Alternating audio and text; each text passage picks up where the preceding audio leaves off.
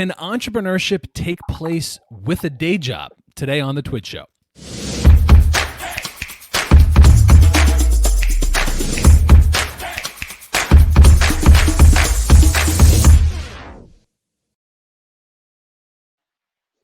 Hey, I'm Chris Swink, the CEO of Technically. Welcome to the Twitch Show. I'm here with Todd Connor, the founder of Bunker Labs, author of a new book called Third Shift Entrepreneur. Hey there, Todd.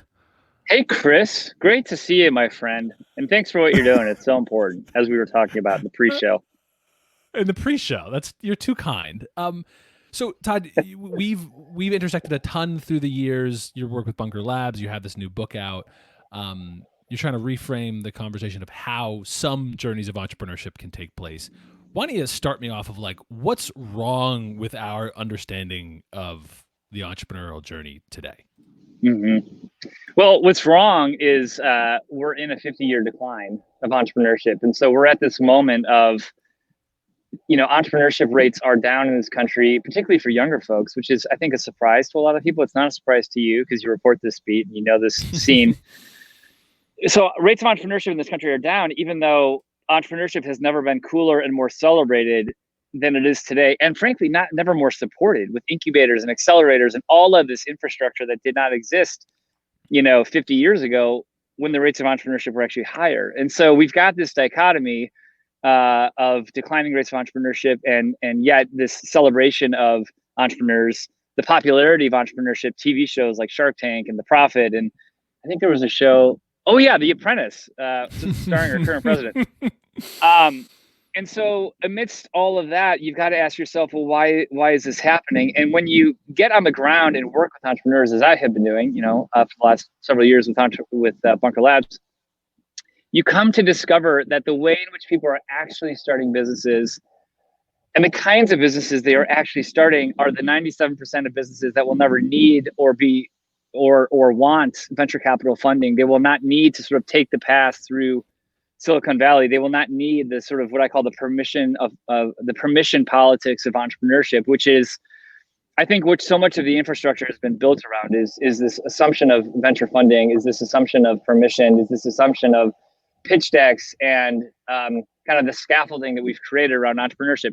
Most businesses are going to be people wanting to open up yoga studios and restaurants, maybe not this year, but media companies, consulting services, taking what you've been doing for a larger employer and sort of stepping aside and doing it for yourself, and this is the vast majority of businesses that we have worked with at Bunker Labs and that most businesses in this country are going to be. And so I wanted to really tell honest stories and relatable stories about how real people are doing this. And the final thing I would say is there's research behind this. People, that, and by the way, part of the story of these kinds of businesses is that people keep their job because you can't afford, most of us, to quit your job and get unpaid, be unpaid for 6 to 12 months while you try to figure out if something's going to work. Most of us need that financial floor in our lives. And actually, this has been researched. One study in particular studied 5,000 entrepreneurs over a 15-year period and found that those that kept their job were 33% less likely to fail.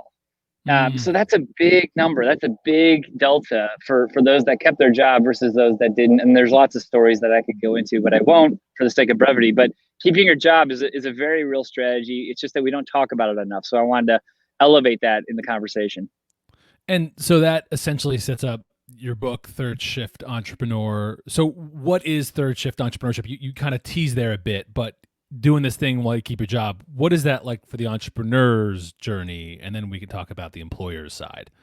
Yeah. For the entrepreneur, it's this notion that, your first job, your first shift, as it were, is your day job. And that I want to encourage people, create financial stability. If you quit your job, not only does it put pressure on you and your household and your family. Look, if you're 20 years old and at Harvard and want to drop out and your parents can pay for you, then that's great. You don't need this book. If you're not that, then you have this. And by the way, congratulations! And I'd love for you to call me someday. If you're not that, which is I think the majority of us, you have to provide, right? Like you just have to provide. You might need the health insurance that you're getting through your employer. You might need the income to pay the rent. And so I want to give the context. Your first job is your day job. Your second shift, second shift is your life. It's your family. It's the things that you do in your community. It's your civic activities and so forth. And then the third shift is what you do in the. Do you like this angelic theme? Obviously, this It's is really it's wisdom from on incredible, high. Todd. I mean, I Yeah, assume this is very it's beautiful. absolutely.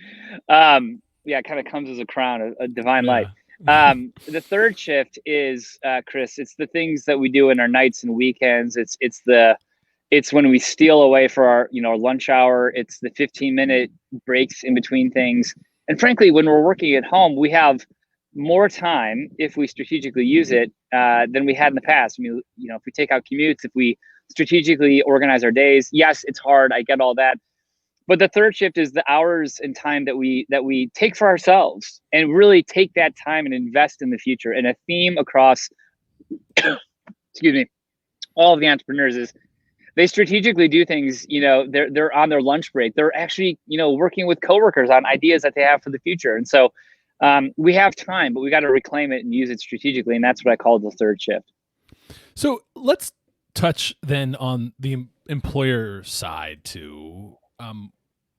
Side hustles is perhaps one phrase that I know you were talking about a lot of things. These could be active, family businesses. They could be, a true startup journey you want to go on. It could be a side hustle. It could be a lot of different things. But let's go with side hustle. Yeah. Why the heck should an employer support or condone or endorse or allow this sort of thing? Yeah.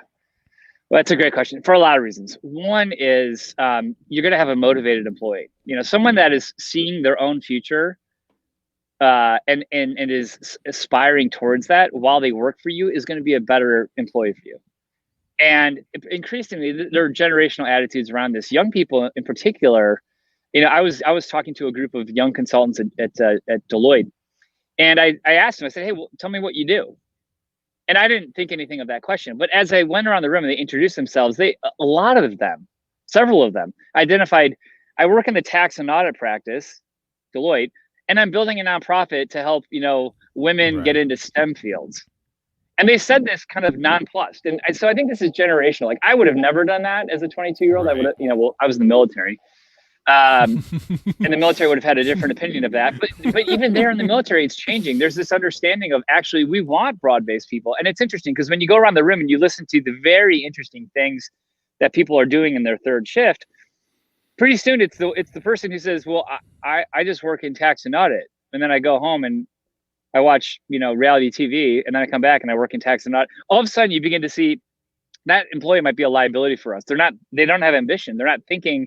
They're not able to do sort of diverse kind of pattern recognition as to what future trends are. So I think the idea that we want ambitious people, they're going to have ambitions for themselves, is a really great thing. And I think for an employer, so my argument is two things. They bring more to the table when they're with you, and the second thing is employers might want the flexibility, particularly in this environment, of people that have outside interest.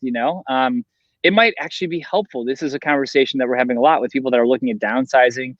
You might want to have employees that say, look, I'd rather go 50%, go part-time, but reclaim some of those hours to build what's next. And that can be like a great thing for the employer and a great thing for the colleague. And so I think we're increasingly in this more diverse perspective of experience. The Bureau of Labor Statistics says that by the year 2025, 40% of the workforce is going to be self-employed. And that's all pre-COVID data. It's probably going to be accelerated. So the world of work is shifting rapidly, and I think the employers need to sort of get on board for the opportunity that it represents for them as well. We're coming up on time, so I want to get a bit more into maybe some example tactics. I'll take the employer's stance here for a moment. That I could say, like, goodness, when Todd's talking about lunch hours and breaks, I start saying, does that start there? And then 2 weeks later, the entire afternoon is some other imperative. What does this mean for intellectual property? There's surely a lot of, I would say, genuine questions to be asked.